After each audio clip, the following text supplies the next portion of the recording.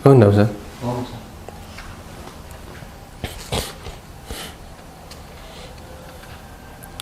Assalamualaikum warahmatullahi wabarakatuh. Alhamdulillahi rabbil alamin. Wassalatu wassalamu ala ashrafil mursalin Nabiyyina wa maulana Muhammadin wa ala alihi wa sahbihi ajma'in. Wa ashhadu an la ilaha illallah wahdahu la syarikalah. Wa ashhadu anna Muhammadan abduhu wa rasuluh sallallahu alaihi wa ala alihi wa sahbihi wa sallama tasliman katsira. Alhamdulillah, kembali kita akan melanjutkan pembacaan buku pengantar fikih jual beli, dan kita masih berada di bab tentang antara keuntungan dan harga pasar. Pada pertemuan sebelumnya kita telah membahas tentang menjual harga di atas harga pasar, yang kesimpulan menurut Malikiyah batas maksimalnya adalah sepertiga dari harga pasar. Nah, disebut sebagai harga pasar jika dia barang yang punya kelimpahan di pasar. Sehingga untuk barang yang tidak punya kelimpahan di pasar atau barang yang sifatnya unik, maka dia tidak punya harga pasar. Kita kemarin telah memberi contoh, misalnya barang antik atau hasil karya misalnya hasil karya ilmiah, termasuk aplikasi, program, dan beberapa barang yang lainnya yang dia tidak punya harga pasar. Berikutnya kita akan membahas tentang masalah keuntungan. Bolehkah orang mengambil keuntungan lebih dari 100%? Ada beberapa riwayat, dan di sini saya sebutkan ada dua yang menunjukkan bolehnya mengambil keuntungan lebih dari 100%. Riwayat itu pertama terjadi di zaman Nabi sallallahu alaihi wasallam, dan yang kedua terjadi di zaman sahabat. Riwayat yang terjadi di zaman Nabi sallallahu alaihi wasallam adalah praktek yang dilakukan oleh Urwah Al-Bariqi.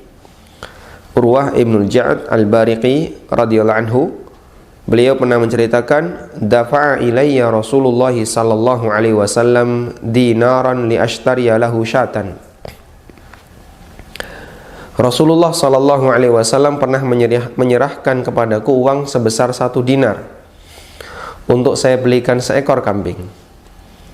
Fashtaraitu lahu syataini, kemudian aku berhasil membeli 2 ekor kambing. Fabi'tu ihdahuma bidinarin, lalu salah satunya aku jual dengan harga 1 dinar. Waji'tu bisyati wad dinar ilan Nabi sallallahu alaihi wasallam. Lalu aku pun menghadap Nabi sallallahu alaihi wasallam dengan menyerahkan seekor kambing dan uang 1 dinar. Kemudian beliau ketika melihat ini, beliau mendoakan Urwah Al-Bariqi, barakallahu laka fi safqati yadik. Semoga Allah Ta'ala memberkaimu dalam transaksi yang dilakukan oleh tanganmu. Hadis riwayat Tirmidzi, Ad-Daruqutni, dan dihasankan oleh Syuaib Al-Arnaud rahimahumullah al-jami'. Tayyib. Hadis ini secara tegas menunjukkan bahwa Urwah Al-Bariqi mendapatkan keuntungan 100%. Pesan Nabi sallallahu alaihi wasallam, uang 1 dinar ini tolong belikan seekor kambing. Namun Urwah ketika berangkat entah ke pasar ataukah ke tempat mana yang itu menjadi tempat dagang kambing, beliau bisa mendapatkan 2 ekor kambing. Beliau dengan uang 1 dinar bisa mendapatkan 2 ekor kambing. Mungkin Urwah pintar menawar atau faktor yang lainnya, yang jelas Urwah berhasil mendapatkan 2 ekor kambing. Lalu kembalilah Urwah untuk menghadap Nabi sallallahu alaihi wasallam. Kemudian di jalan atau mungkin masih di pasar, tiba-tiba ada orang yang menawar seekor kambing. Kemudian oleh Urwah dijual seekor kambing dengan harga 1 dinar. Mungkin dengan kepandaian Urwah dalam menyampaikan menjelaskan barang dagangannya, meyakinkan orang untuk kemudian mau membeli dengan harga yang sama sebagaimana harga normalnya. Sampai akhirnya berhasil dijual seekor kambing dengan harga 1 dinar. Tayyib. Ada pertanyaan sedikit tentang kasus Urwah ini. Bukankah Nabi SAW berpesan agar Urwah membeli seekor kambing? Tapi di sini Urwah malah membeli 2 ekor kambing.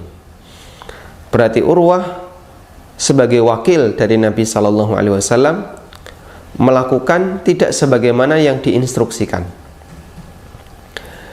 Urwah melakukan tidak sebagaimana yang diinstruksikan. Posisi Urwah adalah sebagai wakil dari konsumen untuk mencarikan barang.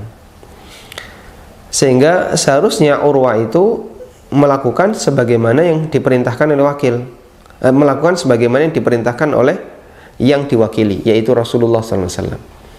Perintahnya, belikan seekor kambing dengan harga 1 dinar. Tapi ternyata Urwah membelikan 2 ekor kambing. Para ulama memberikan penjelasan tentang masalah ini, bahwa wakil itu boleh melakukan 2 hal. Pertama, melakukan sesuai instruksi.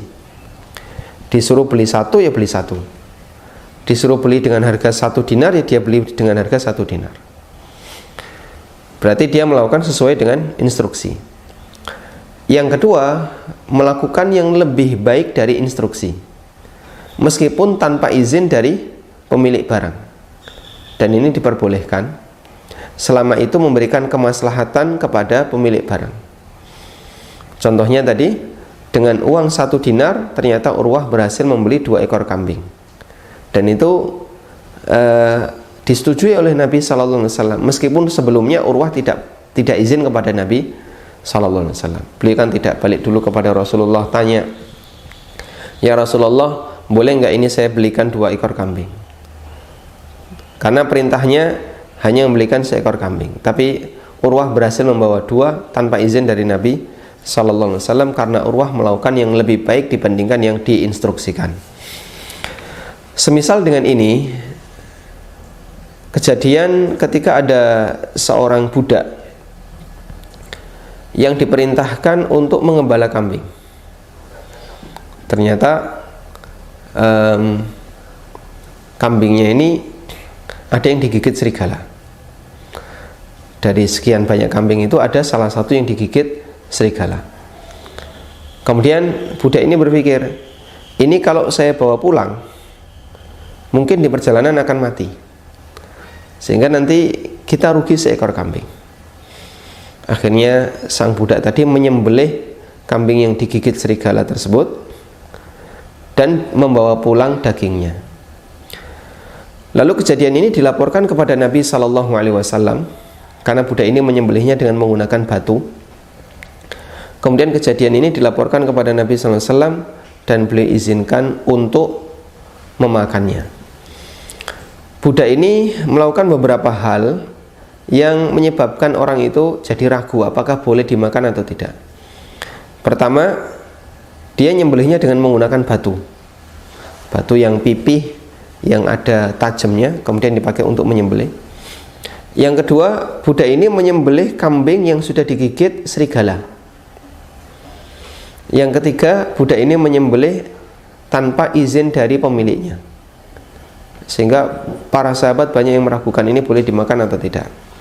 Namun Nabi SAW mengizinkan untuk memakannya, yang itu dalil bahasanya apa yang dilakukan oleh budak ini adalah benar. Baik, kembali kepada batasan tadi, bahwa wakil itu boleh melakukan sesuai yang diinstruksikan atau yang lebih baik dari yang diinstruksikan. Budak ini melakukan yang lebih baik dari yang diinstruksikan. Apa buktinya? Kalau kambing ini dibiarkan, dibawa pulang, mungkin dia akan mati di jalan. Tapi oleh sang budak disembelih dalam rangka untuk menyelamatkan dagingnya, kalaupun tidak bisa menyelamatkan nyawanya.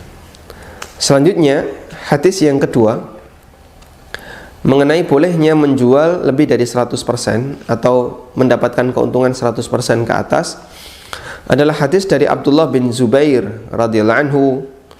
Beliau menceritakan, wa kana Zubairu ishtara al-ghabata bi 70 wa 100 alfin faba'aha Abdullah bi alfi alfin wa sitti mi'ati alfin.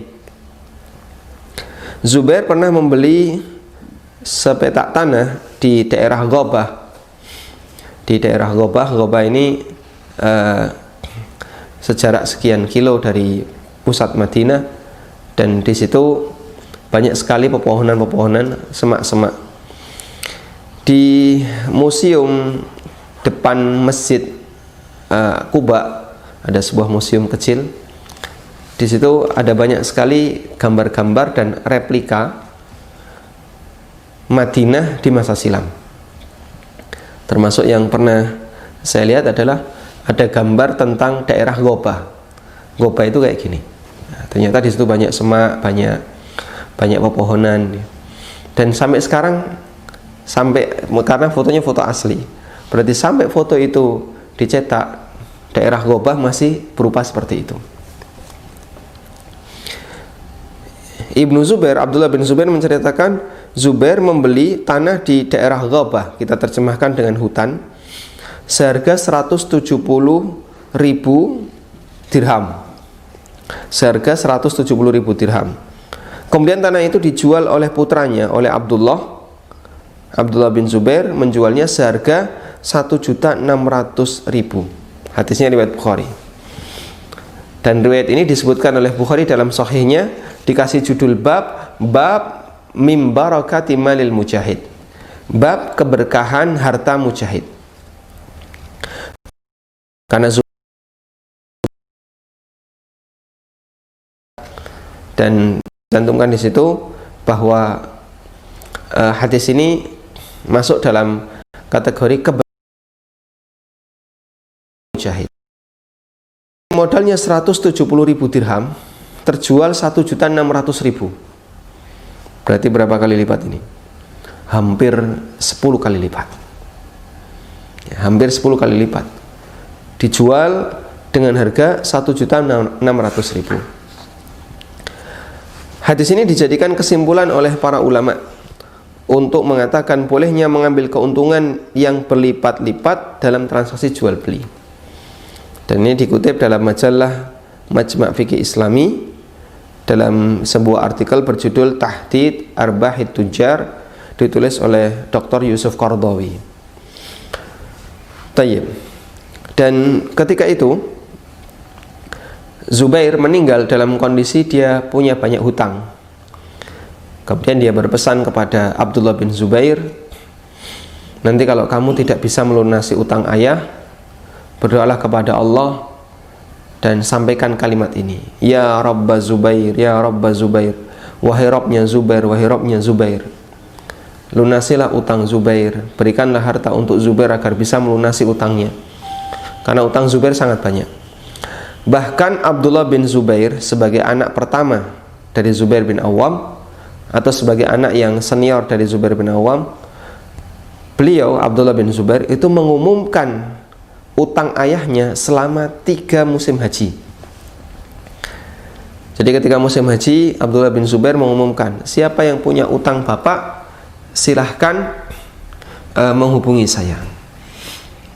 Musim haji berikutnya diumumkan lagi. Musim haji berikutnya sampai 3 kali musim haji diumumkan, siapa yang punya utang bapak, yang punya utang atau yang punya piutang yang belum dibayar oleh bapak, silahkan hubungi saya.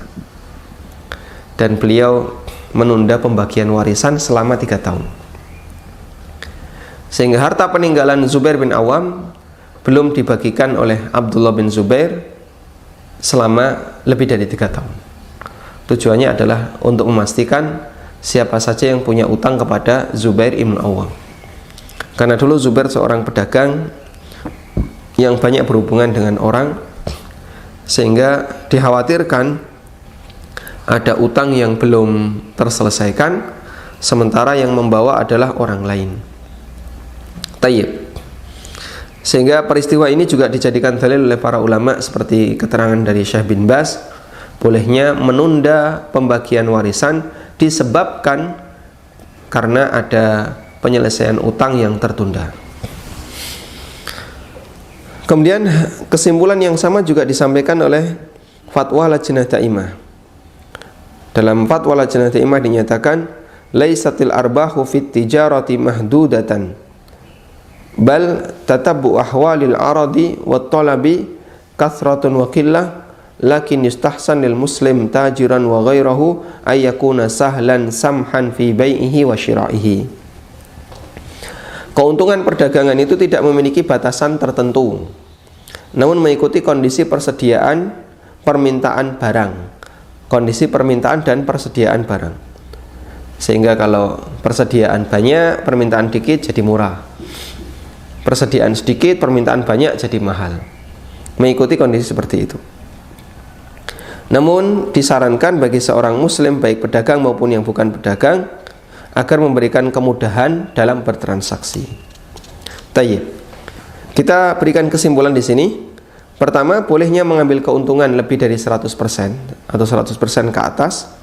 Yang kedua, tidak boleh menjual barang melebihi dari harga pasar, sebagaimana yang sudah kita bahas di pertemuan sebelumnya, dengan batasan sepertiga menurut sebagian Malikiyah, dan kalau menurut Imam Ibnu Baz batasannya adalah kembali kepada uruf yang berlaku di masyarakat. Kemudian yang ketiga, keuntungan dari jual beli dibolehkan selama tidak menyebabkan harga barang dinaikkan melebihi harga pasar, karena itu konsekuensinya. Dan yang keempat, memanfaatkan kelalaian konsumen terhadap harga barang terhitung gheben, pembodohan, jika harga dinaikkan secara tidak normal.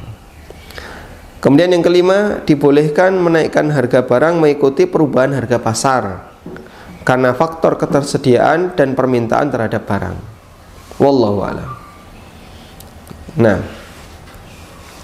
dan ini pernah terjadi di zaman Nabi SAW, yang juga saya singgung di buku ini, terkait masalah tas'ir atau penetapan harga. Yang ulama beda pendapat apakah itu diperbolehkan ataukah tidak. Sebagian ulama mengatakan boleh, sebagian ulama mengatakan tidak. Kalau tidak ada di buku ini berarti di buku yang lain ya. Saya ada buku yang lain judulnya Pasar Muslim dan Dunia Makelar, yang di situ ada pembahasan tentang bolehkah pemerintah menetapkan harga. Tayyib. Jadi kata Anas bin Malik radhiyallahu anhu, beliau menceritakan pernah terjadi kenaikan harga di zaman Nabi SAW. Lalu para sahabat datang menghadap Rasulullah SAW dan mengatakan, ya Rasulullah, laqad ghalas si'ru. Ya Rasulullah, banyak harga yang naik. Fasa'ir lana, karena itu tetapkanlah harga untuk kami. Apa yang dikatakan Nabi SAW? Beliau mengatakan, innallaha huwal qabidul basitul musa'ir. Sesungguhnya Allah Ta'ala itu zat yang melapangkan dan menyempitkan rizki bagi hamba. Innallaha huwal qabidul basitul musa'ir. Sungguhnya Allah yang menyempitkan dan yang melapangkan rizki hamba. Al-musa'ir, dan dia zat yang menetapkan harga. Dia zat yang menetapkan harga. Dengan cara apa? Dengan cara adanya perbedaan dan fluktuasi demand and supply. Kadang permintaan tinggi tapi supply dikit, akhirnya harga naik. Seperti kasus masker kemarin ya. Permintaan banyak dan supply belum memadai, harganya naik, seperti desinfektan. Sebaliknya, ketika supply melimpah, permintaan sedikit, harga jadi turun, bahkan tidak ada nilainya. Nah, ada sebagian peneliti yang mengatakan bagian dari keajaiban yang ditunjukkan oleh Allah di bulan Ramadan adalah belanja naik tapi rata-rata harga tidak naik. Seperti yang kita tahu misalnya, ketika bulan Ramadan kaum muslim itu belanjanya sangat banyak untuk parcel, untuk suguhan lebaran, untuk apalagi misalnya hadiah yang diberikan oleh orang lain kepada orang lain, sehingga belanja masyarakat itu melimpah, terutama sembako. Tapi yang terjadi, harga sembako itu stabil ketika mendekati lebaran. Meskipun permintaan banyak, Allah Subhanahu wa taala sediakan kelimpahan yang banyak. Tayyib. Seperti juga yang terjadi pada kondisi Idul Adha. Yang disembelih oleh kaum muslimin ketika Idul Adha hampir semuanya hewan jantan. Hampir semuanya. Padahal bukan syarat dalam menyembelih hewan kurban itu harus jantan. Boleh berkorban dengan menggunakan hewan betina. Sebagaimana yang disebutkan dalam hadis dari Ummu Kurzin radhiyallahu anha, Nabi SAW bersabda tentang masalah akikah. Akikah itu untuk gulam 2 ekor kambing, sedangkan untuk jariyah, untuk anak perempuan 1 ekor kambing. Lalu beliau bersabda, la yadurrukum dzukranan am inatha. Enggak jadi masalah mau jantan atau betina. Sehingga baik jantan maupun betina dalam akikah boleh. Yang kata Asy-Syirazi rahimahullah, jika boleh ketika akikah jantan atau betina, berarti hukum yang sama juga berlaku untuk kurban. Nah, tapi kita lihat hampir semuanya pakai jantan. Namun Allah Subhanahu wa taala memberikan kepada kita kambing jantan tidak pernah punah.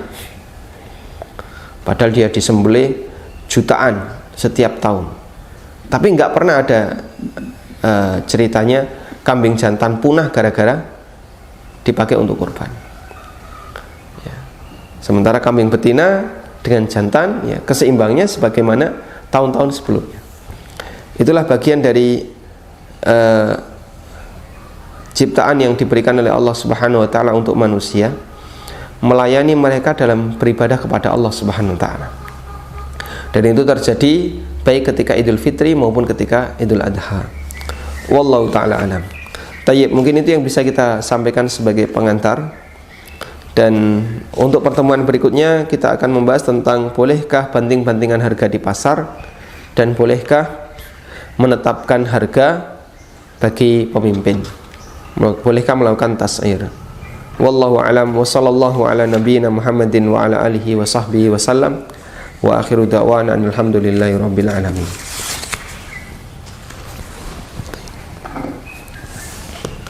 Dan selanjutnya kami persilahkan kepada Anda untuk bergabung di nomor sebagaimana yang tersedia. Kita coba angkat penelpon yang pertama. Silahkan, dengan siapa di mana? Assalamualaikum. Ustaz. Waalaikumsalam warahmatullahi. Ada masalah yang mau saya tanyakan, Ustaz.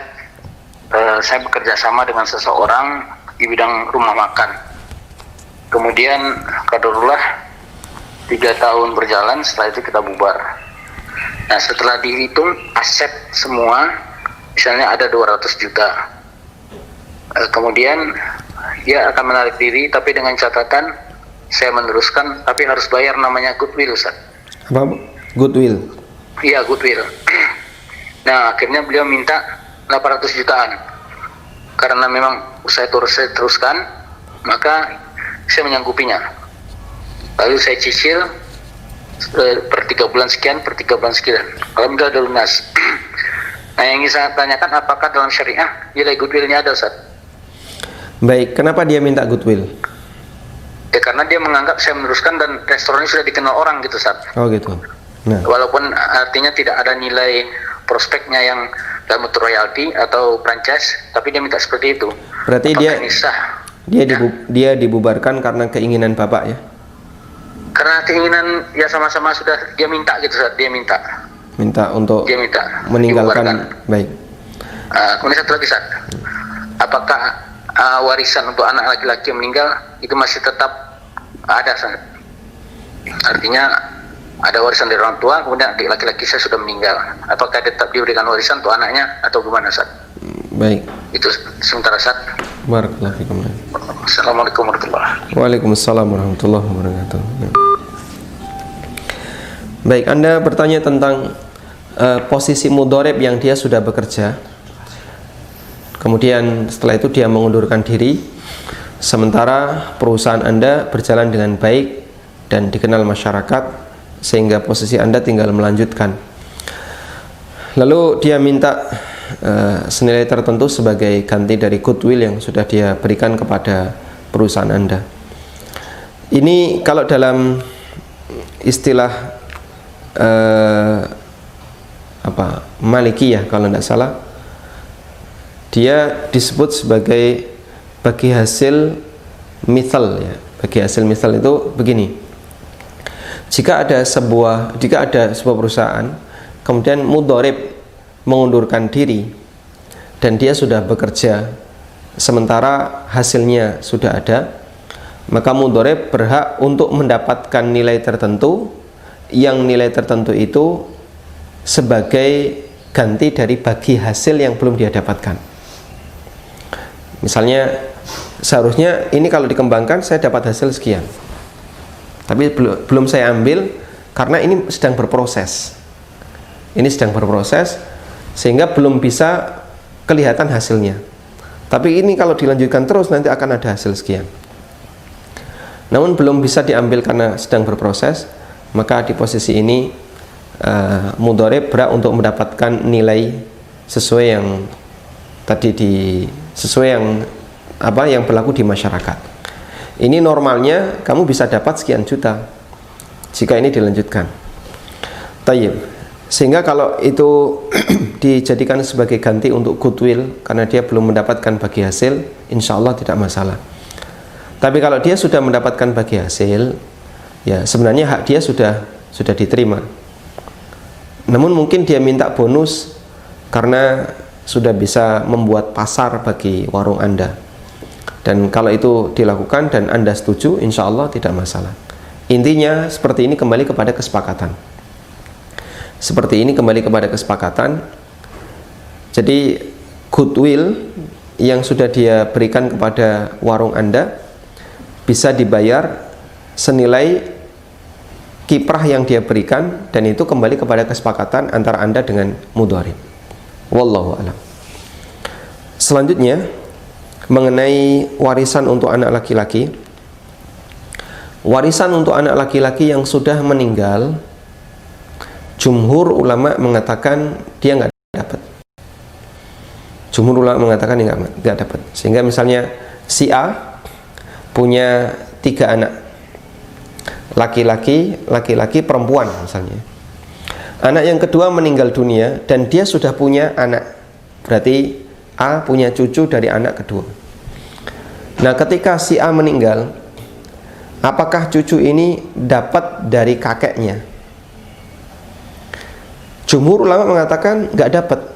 Kenapa nggak dapat? Dia kan terhalangi dengan keberadaan pamannya sendiri, yaitu saudara laki-laki mayit tadi. Jadinya susah ya. Baik, kita buat oret-oretan saja.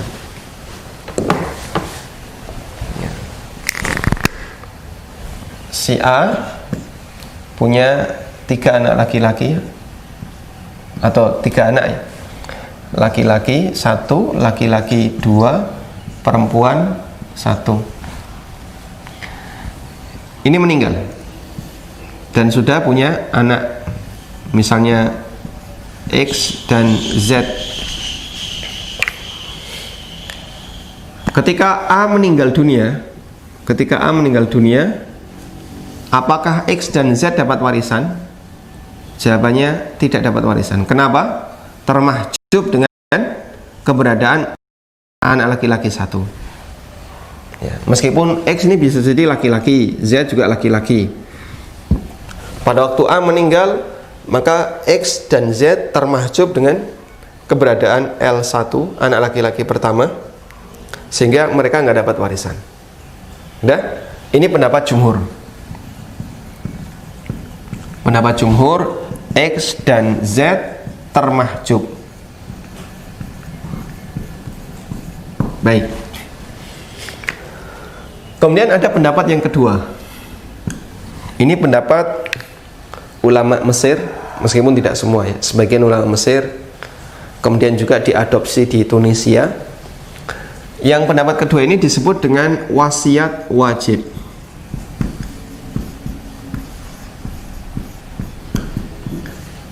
Wasiat wajib. Apa itu wasiat wajib? Wasiat wajib adalah wasiat yang statusnya diwajibkan bagi mayit untuk diberikan kepada keturunan anaknya yang sudah meninggal meskipun dia belum pernah berwasiat. Makanya disebut wasiat wajib, karena dia dianggap harus berwasiat. Nah, karena sifatnya wasiat, maka pembagiannya berdasarkan wasiat. Wasiat itu berapa nilainya? Maksimal sepertiga. Maksimal sepertiga. Nah, wasiat wajib ini diterapkan pertama kali di Mesir dan menjadi konun, undang-undang pembagian warisan secara agama di Mesir. Kemudian diadopsi di beberapa negara yang lain seperti Tunisia, kemudian kalau tidak salah Pakistan, termasuk juga Indonesia. Makanya di KHI, kompilasi hukum Islam, yang itu menjadi rujukan bagi pengadilan agama Indonesia, mereka menerapkan adanya wasiat wajib ini. Cara ngitungnya bagaimana? Cara ngitungnya adalah diasumsikan L2 itu masih hidup. Lalu dilihat jatahnya. Jatah anak laki-laki 2, L2. Jika jatahnya ini kurang dari sepertiga, misalnya jatahnya ini adalah N, ini jika kurang dari sepertiga, maka ditunaikan. Ditunaikan dalam arti diberikan ke X dan Z. Namun jika jatahnya L2 ini lebih dari sepertiga, maka hanya boleh ditunaikan sepertiga. Ditunaikan sepertiga. Misalnya jatahnya setengah, maka hanya boleh ditunaikan sepertiga. Ini kalau misalnya kita hitung kan, ini 2, 2, 1 ya, sehingga total warisannya dibagi 2 banding 2 banding 1, dibagi 5. Misalnya total warisannya 500 juta ya, maka dia dibagi 5. Dibagi 5, untuk anak laki-laki dapat 200, ini 200, ini 100. Baik. Sehingga di sini 2 banding 5, 2 banding 5, 1 banding 5. Apakah ini lebih dari sepertiga? 2/5 dengan sepertiga itu banyak mana? Banyak sepertiga ya. Berarti ini kurang dari sepertiga, maka boleh langsung ditunaikan. Ini kan berarti 1/2,5 kan? Baik, sehingga dia kurang dari sepertiga, maka boleh ditunaikan. Lebih dari sepertiga ya,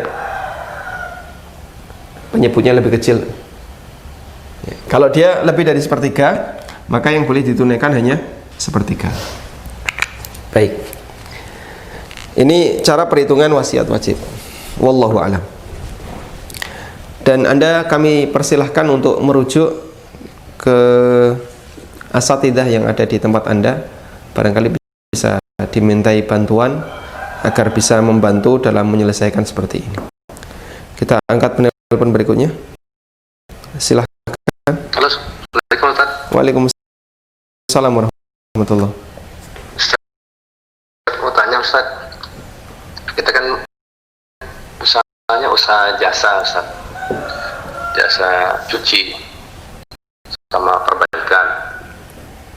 Nah, kalau kita menentukan rekanan untuk yang perbaikan, jadi kalau misalnya ada konsumen datang ke kios kita bilang ke konsumen harganya belum bisa kita kasih karena terkait kadang-kadang perbaikan yang akan kita benerin itu di luar dengan menu kita, Ustaz, nggak ada di menu kita, jadi kita belum tahu, ada kondisinya kondisional, jadi harganya belum kita tentukan, tunggu kita dapat informasi dari rekanan kita yang biasa tempat kita perbaiki.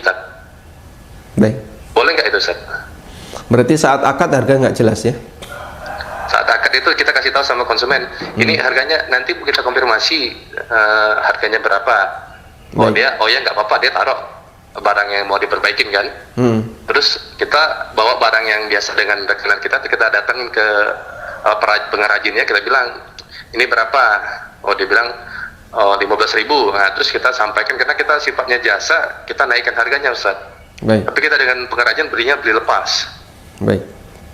Boleh nggak itu, Ustaz? Baik. Barakallahu fikum.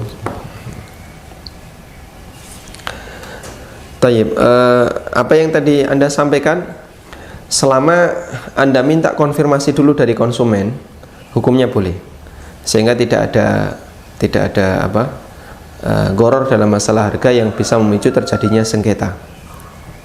Untuk jasa yang tidak jelas harganya, maka ada dua kemungkinan.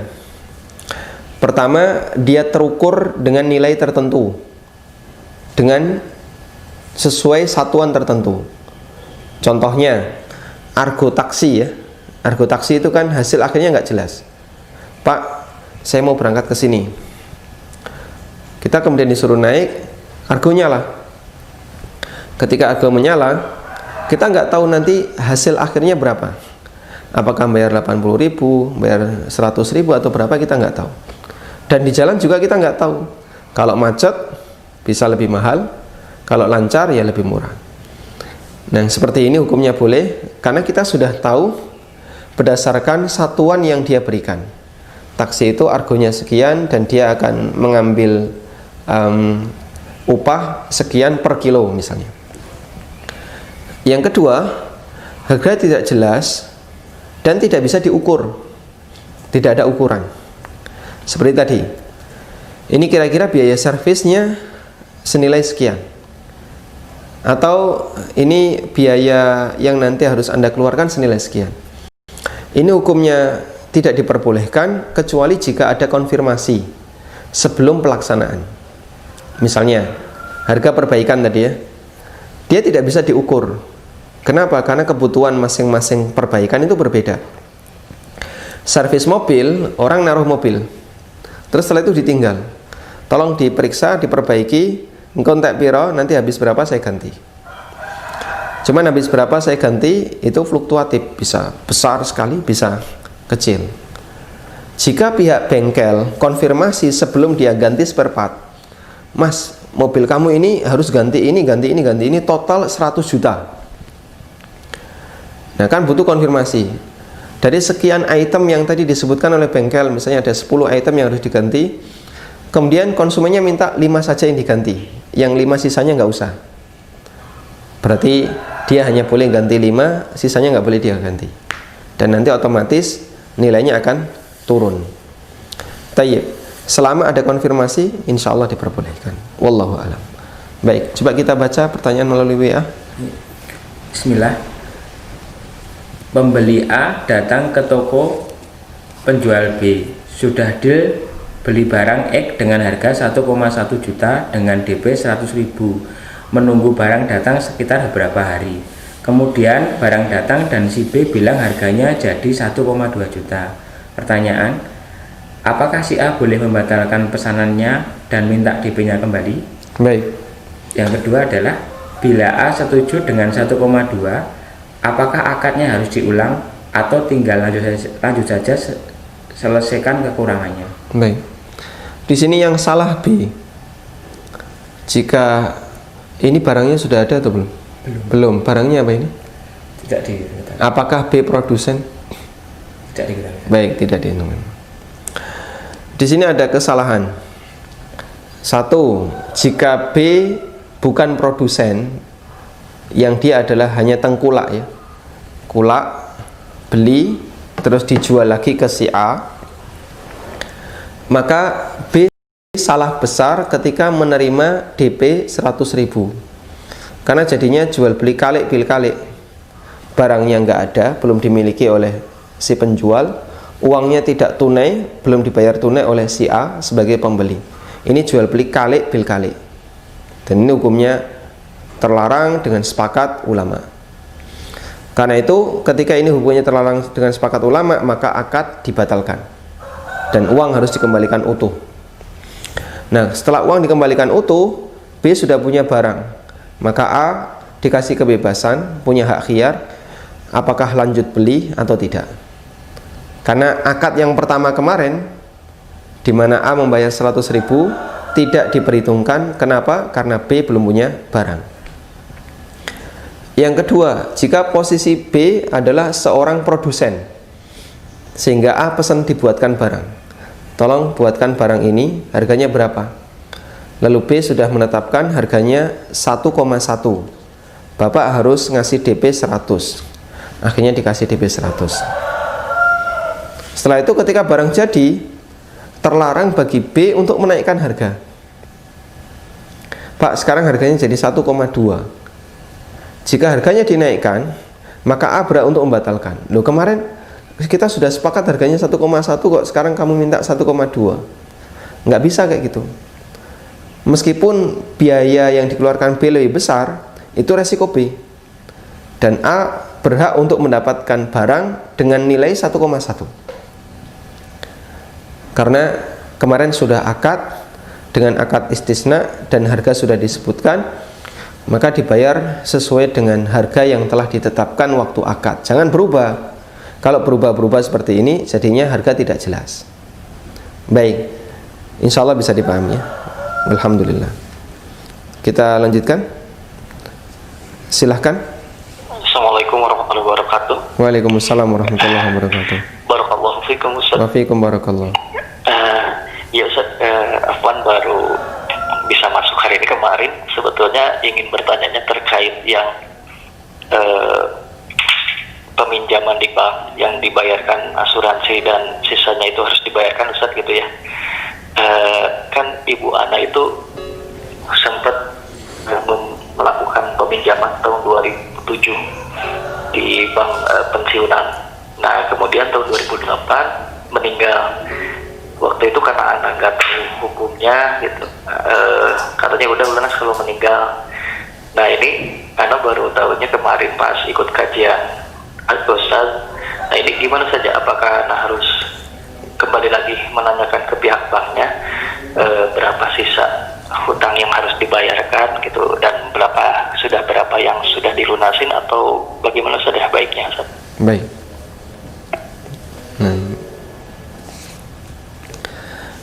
Wallahu ta'ala alam. Kejadian ini terjadi ketika Anda belum memahami tentang hukumnya, sehingga di posisi ketika utang itu dilunasi oleh pihak asuransi, Anda merasa yakin ini boleh, legal, karena belum tahu ilmunya, baik legal secara negara maupun legal secara syariah. Padahal itu sebenarnya adalah harta haram, namun didapatkan dengan cara saling ridho. Dan wallahu a'lam, harta haram yang didapatkan dengan cara saling ridho, wallahu a'lam, tidak perlu dikembalikan jika ketika mendapatkannya belum tahu. Termasuk orang yang bekerja di dunia riba selama sekian puluh tahun dan dia sudah mendapatkan harta, bahkan sudah bisa beli rumah, bisa beli mobil. Setelah itu dia baru tahu kalau ini haram, akhirnya dia tinggalkan. Bagaimana dengan penghasilan dia selama waktu dia bekerja yang dia belum tahu kalau itu haram? Tidak ada perintah untuk memiskinkan diri, sehingga tidak ada keharusan bagi dia untuk melepas semua harta itu. Karena itu wallahu alam, koperasi atau asuransi memberikan jaminan resiko, menutupi kekurangan utang ibu senilai sekian belas juta misalnya, sehingga utang ibu tutup lunas. Dan itu didapatkan melalui sistem yang legal secara negara, dilakukan saling ridho, dan Anda beserta keluarga nggak paham kalau ternyata ini bertentangan dengan syariat. Maka insya Allah tidak ada kewajiban untuk kemudian mengeluarkan senilai kewajiban ibu yang belum dibayarkan ke bank. Wallahu ta'ala alam. Kita coba angkat nelpon berikutnya. Silahkan. Halo. Silahkan. Nggih. Mohon volume televisinya dikecilkan. Oh nggih. Baik, silahkan. Oh nggih. Bismillahirrahmanirrahim. Saya ingin bertanya, Ustaz, Yang pertama tentang BPJS.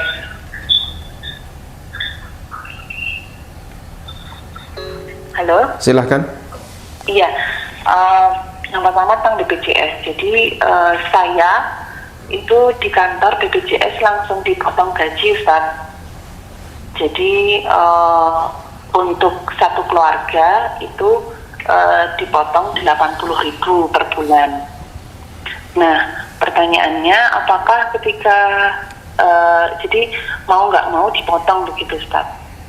Nah, apabila seperti itu, apakah boleh kita menggunakan untuk menggunakan ke fasilitas kesehatan senilai dengan potongan itu? Jadi misalnya saya kan bisa menghitung berapa yang saya sudah setorkan ke BPJS, lalu saya bisa menghitung misalnya biaya ke dokter spesialis 160.000, berarti itu kan seperti biaya untuk 2 kali angsuran BPJS. Nah, apakah saya bisa menggunakan itu senilai dengan yang saya setorkan ke BPJS atau seperti itu? Pertanyaan yang pertama, Ustaz. Lalu yang kedua, Ustadz, sekarang itu sedang marak penjualan database nomor kontak HP atau WhatsApp untuk jualan, Ustadz. Jadi kemarin ditawari 25.000 per bulan dengan akad setiap hari selama 1 bulan itu si pembeli itu akan dikirimi 2 nomor kontak WhatsApp yang bisa digunakan untuk menambah jaringan jualan gitu, Ustaz. Kalau kata yang jual, nomor kontak ini adalah nomor kontak teman-temannya yang juga berlangganan dengan model seperti ini. Jadi kalau yang bersangkutan mengatakan bahwa nomor kontak yang dibagikan ini adalah nomor kontak yang juga sudah tahu bahwa nomornya itu akan diberikan ke orang lain gitu. Apakah model penjualan database seperti ini diperbolehkan? Terus yang ketiga, ini juga seperti yang di Instagram itu, Ustaz. Jadi di Instagram itu kan ada jual beli follower. Apakah itu juga boleh? Termasuk di Instagram juga ada yang menjual aplikasi untuk menambah follower. Apakah itu juga diperbolehkan gitu? Karena kan kalau seperti itu akan si follower itu kan tidak tahu bahwa akunnya itu kan menjadi objek jual beli begitu kan, Ustaz. Baik. Terus itu cukup? Barangkali itu dulu, Ustaz. Jazakallah khairan. Jazakallah khairan. Baik, untuk yang pertama mengenai BPJS, kita berangkat dari perbedaan para asatidzah dalam menilai BPJS, sebagian membolehkan, sebagian melarang. Dan jika Anda lebih cenderung untuk menilai BPJS itu terlarang, maka bagaimana skema penggunaannya? Skema yang penggunaannya adalah Anda hanya boleh memanfaatkan senilai premi yang pernah dibayarkan. Dan tadi sudah bagus, misalnya Anda sudah bisa mengetahui per bulan dipotong gaji 80.000. Berarti nanti total yang boleh digunakan adalah senilai 80.000 untuk kali berapa bulan yang belum Anda gunakan. Misalnya berobatnya 5 bulan setelah Anda store, berarti 80.000 kali 5 misalnya. Ini menurut pendapat yang mengatakan BPJS termasuk transaksi asuransi yang dilarang.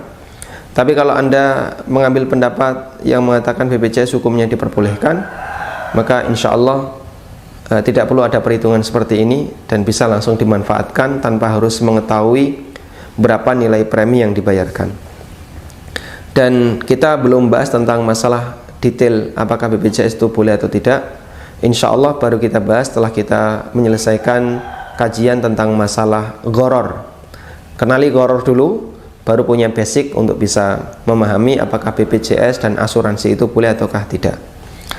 Kemudian yang kedua mengenai hukum jual beli database, seperti memberikan info tentang nomor fulan, nomor A, nomor B dan seterusnya.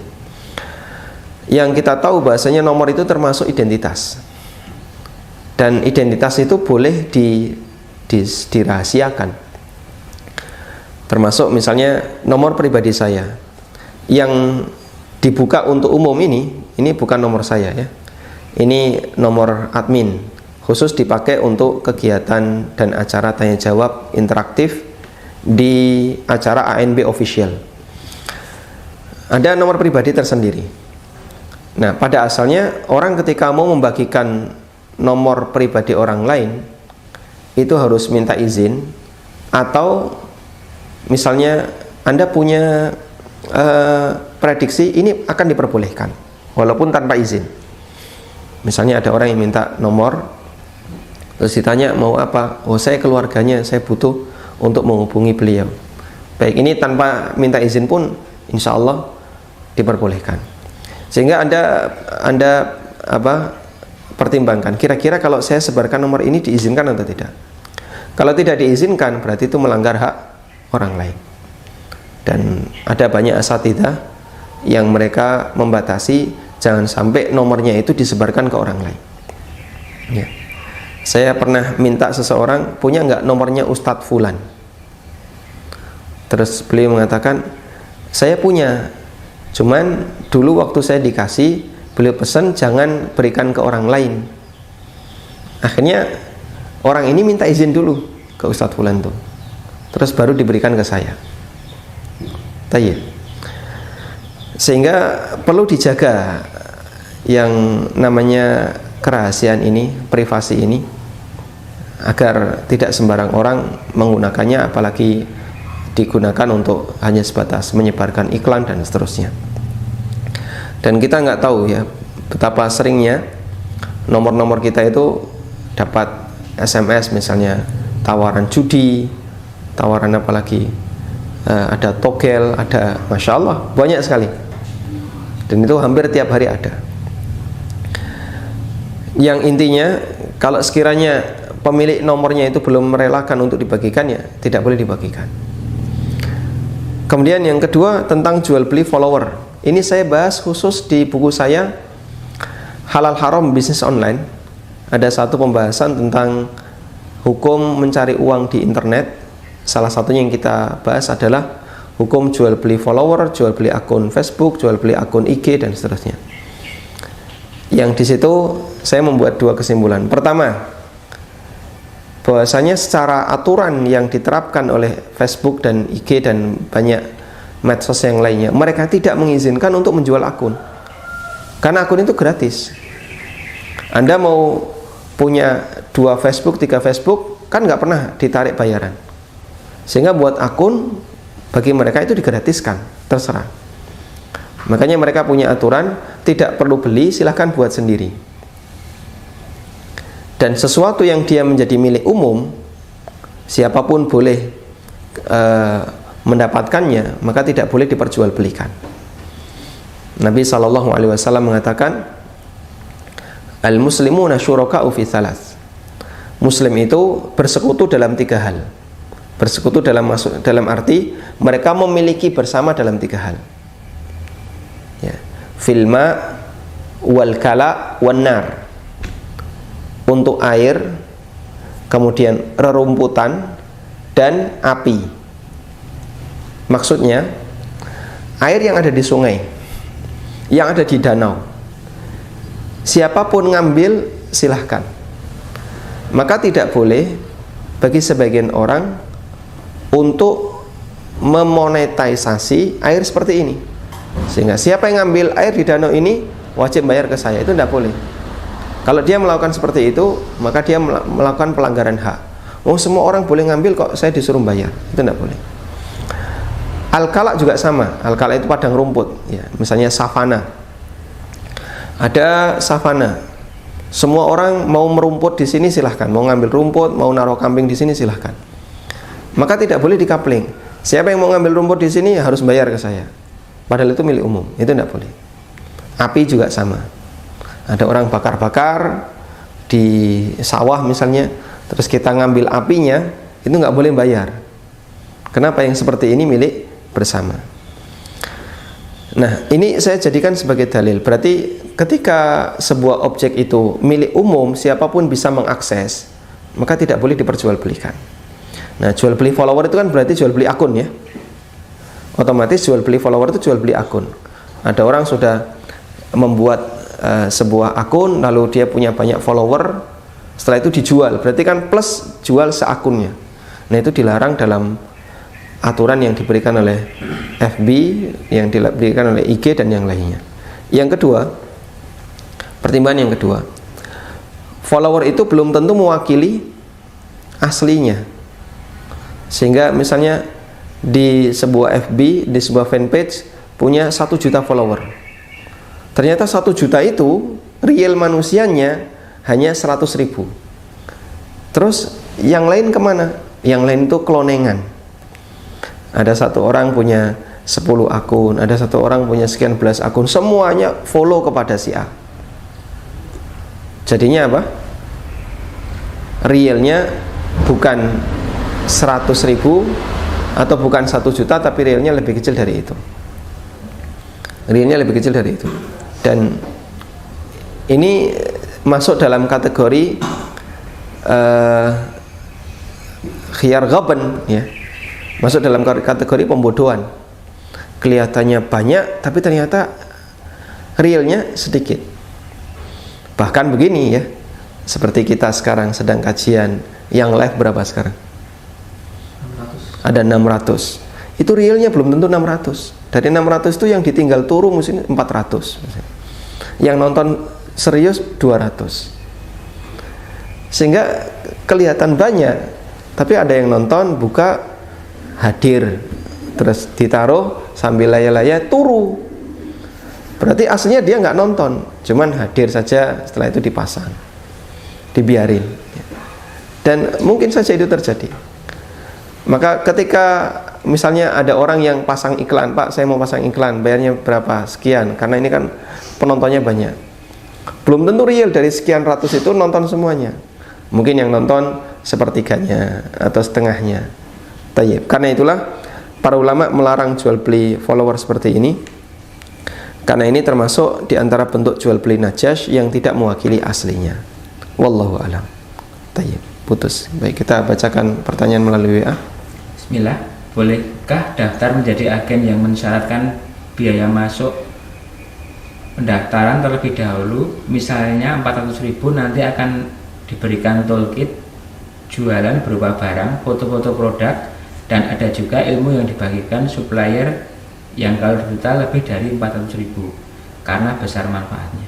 Baik, bolehkah daftar jadi member untuk memasarkan produk tertentu dengan nilai 400.000 ya? Dulu sudah pernah kita singgung ini di pembahasan seputar masalah fee referral. Kata kuncinya dalam transaksi seperti ini kembali kepada 2 hal. Yang pertama adalah iwad, yang kedua adalah muawad. Kata kuncinya kan ini. Ini berarti yang diserahkan, ini yang diterima. Anda membayar senilai 400.000, ini iwad. Apa yang diterima? Tadi ada toolkit. Terus apa lagi? Ada produk plus produk. Apa lagi? Buku. Apa lagi? Sudah. Baik. Yang ini katanya ya, namanya juga pemasaran ya. Katanya lebih dari 400.000 nilainya. Baik.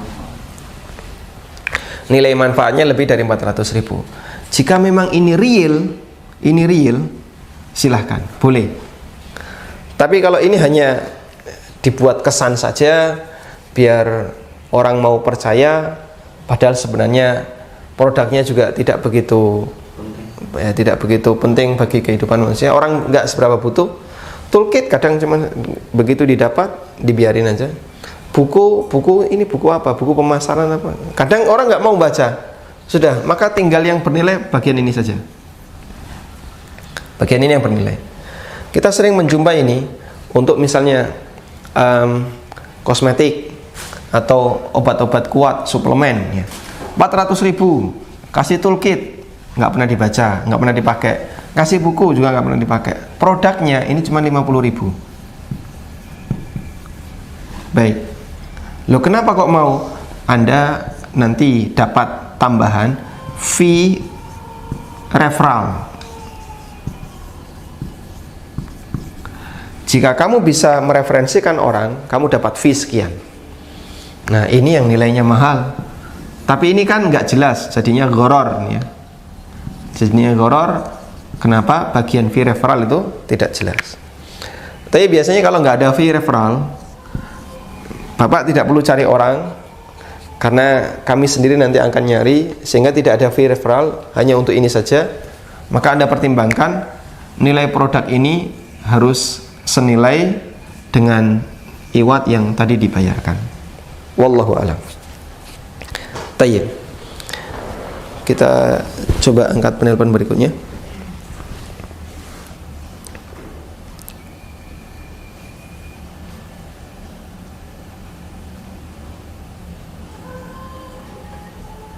Terputusnya.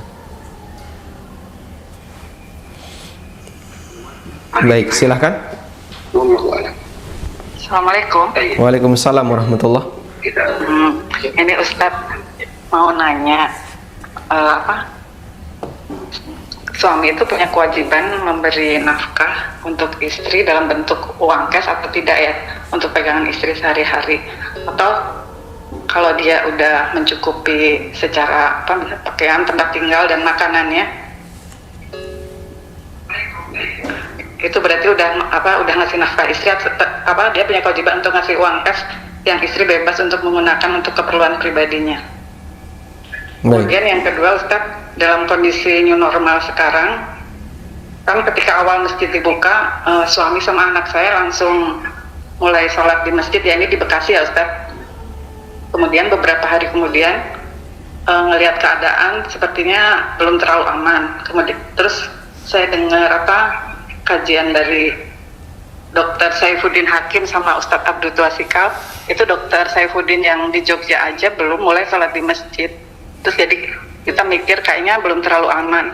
Akhirnya keputusannya kalau pada saat maghrib dan duhur yang jamaahnya banyak, kita sholat di rumah. Tapi kalau selain itu sholat di masjid. Seperti itu boleh nggak ya Ustadz? Baik. Nggak 100% gitu loh. Baik. Sama satu lagi, kalau sholawat di pagi hari sama sore hari yang jumlahnya 10 kali itu disyariatkan atau tidak ya Ustaz? Syukran, jazakallahu khair, barakallahu fiik Ustaz. Wa jazakumullahu khairan, fiikum barakallah. Apa yang dimaksud dengan nafkah bagi istri? Nafkah bagi istri ini pernah ditanyakan oleh seorang sahabat kepada Nabi sallallahu alaihi wasallam, apa kewajiban suami bagi istrinya? Nabi sallallahu alaihi wasallam bersabda, antut'imha idza ta'imta wa an iktasaiha wa an aksiha idza tasaita. Kamu harus kasih makan dia sebagaimana kamu makan, kamu harus kasih pakaian dia sebagaimana kamu berpakaian. Yang ini menunjukkan bahwa batasan nafkah yang diwajibkan dalam syariat adalah nilai tertentu yang bisa memberikan jaminan kehidupan normal bagi seorang istri dan anak. Sehingga berapa nilainya itu berbeda-beda tergantung dari urf yang berlaku. Ada yang nilainya besar, ada yang nilainya kecil, tergantung daerah. Kalau di Bekasi, mungkin untuk bisa mendapatkan kehidupan normal yang layak bagi seorang wanita, sehari misalnya minimal 100.000 untuk makan, untuk lauk, dan untuk kebutuhan yang lainnya. Karena manusia itu kan hidup tidak hanya makan saja, dia butuh tempat tinggal, dia butuh ini. Itu kalau di total misalnya nilainya 100.000. Maka jika suami menyediakan fasilitas yang nilainya kurang dari 100.000, berarti dia harus bekerja yang lebih untuk bisa memberikan sesuai dengan kebutuhan normal, kebutuhan yang ideal bagi seorang istri. Berbeda kalau di daerah Klaten atau di pelosok Boyolali, mungkin 20.000 sudah cukup. Tergantung antara satu wilayah dengan wilayah yang lain. Dan masalah uang jajan atau pegangan itu sifatnya adalah hadiah tambahan, dan itu bukan kewajiban bagi suami. Sehingga apakah istri juga harus dikasih uang pegangan? Jawabannya tidak harus. Wallahu ta'ala alam. Kemudian yang kedua mengenai kondisi new normal, prinsipnya sebagaimana yang disampaikan oleh Al-Mardawi, salah satu ulama mazhab Hambali, orang boleh meninggalkan Jumatan dan sholat jamaah jika dia dalam kondisi sakit, au khauful marad, atau dikhawatirkan tertular penyakit. Nah, standar khawatir dan tidak itu bisa mengikuti pertimbangan orang yang ahli di bidangnya. Sehingga jika menurut yang ahli di bidangnya ini mengkhawatirkan, maka Anda berhak untuk kemudian membuat keputusan agar tidak berangkat ke masjid. Tapi kalau orang yang ahli di bidangnya mengatakan insya Allah ini aman, kumpul tidak masalah, maka silahkan Anda berangkat ke masjid. Dalam satu keluarga besar, ada suami, istri, ada kedua orang tua, ada sekian anak, ada saudara suami atau saudara istri juga ikut tinggal di situ. Jumlah mereka banyak, tinggal dalam satu rumah. Kumpul boleh nggak? Boleh. Kenapa? Karena ini satu keluarga yang mereka semuanya dianggap aman. Baik. Setelah itu ketemu tetangga, boleh nggak? Oh, di sini masih boleh karena masih dianggap aman. Satu komplek orangnya jarang keluar. Baik. Berarti itu kan boleh berinteraksi selama masih dianggap aman. Maka batasannya, selama Anda yakin bahasanya di sini mengkhawatirkan, maka itu bisa dijadikan sebagai pertimbangan untuk tidak ke masjid. Tayyib. Dan yang saya pahami, wallahu alam, yang saya pahami, fatwa yang ada maksimal hanyalah boleh tidak Jumatan, bukan tidak boleh Jumatan. Dan dua hal itu berbeda ya. Boleh tidak Jumatan, dalam arti ini bisa dijadikan sebagai udzur untuk tidak Jumatan, bukan tidak boleh Jumatan. Sehingga andaikan ada yang Jumatan, ini saya berbicara selama tidak dilarang oleh pemerintah. Kalau dilarang oleh pemerintah maka nggak boleh, karena seperti ini kembali kepada kebijakan pemerintah. Pemerintah menetapkan semua masjid lockdown, nggak boleh ada Jumatan. Yang Jumatan nggak boleh, dilarang, karena berarti melanggar kesepakatan. Tapi kalau pemerintah sudah buka, nah selanjutnya kita punya pertimbangan, Jumatan boleh, tidak Jumatan boleh. Pemerintah memberikan kelonggaran seperti itu. Fatwa yang kami pahami adalah boleh tidak Jumatan, bukan tidak boleh Jumatan. Tayyib. Karena seperti Mu'ad bin Jabal, Abu Ubaidah Ibnul Jarrah, ketika terjadi wabah ta'un di Syam, mereka tetap melaksanakan sholat jamaah, mereka tetap melaksanakan Jumatan, bahkan sampai kedua sahabat ini meninggal dunia. Sehingga ini dijadikan sebagai referensi, kalaupun ada yang melaksanakan sholat Jumatan atau sholat jamaah di masjid, selama pemerintah tidak melarang, wallahu ta'ala alam, ya, kita punya salaf dalam masalah ini, punya pendahulu dalam masalah ini, yaitu sebagaimana praktek yang dilakukan oleh sahabat Mu'ad dan Abu Ubaidah Ibnul Jarrah radhiyallahu anhuma. Tapi kalaupun tidak Jumatan, banyak ulama yang membolehkan dengan alasan dikhawatirkan terjadi penularan penyakit, dan ini sebagaimana yang pernah dilakukan oleh sahabat Amr ibn al-As ketika beliau menjadi pengganti memimpin daerah Syam. Wallahu a'lam. Kemudian sholawat 10 kali juga disyariatkan ketika pagi dan sore, dan ini dicantumkan oleh Syekh Dr. Sa'ad bin Wahab Al-Qahtani dalam buku beliau Hisnul Muslim. Wallahu ta'ala alam. Demikian, semoga bermanfaat. Wassallallahu ala nabiyyina Muhammadin wa ala alihi wa sahbihi wasallam. Wa akhiru da'wana alhamdulillahi rabbil alamin. Subhanakallahumma wa bihamdika asyhadu an la ilaha illa anta astaghfiruka wa atubu ilaik. Wassalamualaikum warahmatullahi wabarakatuh.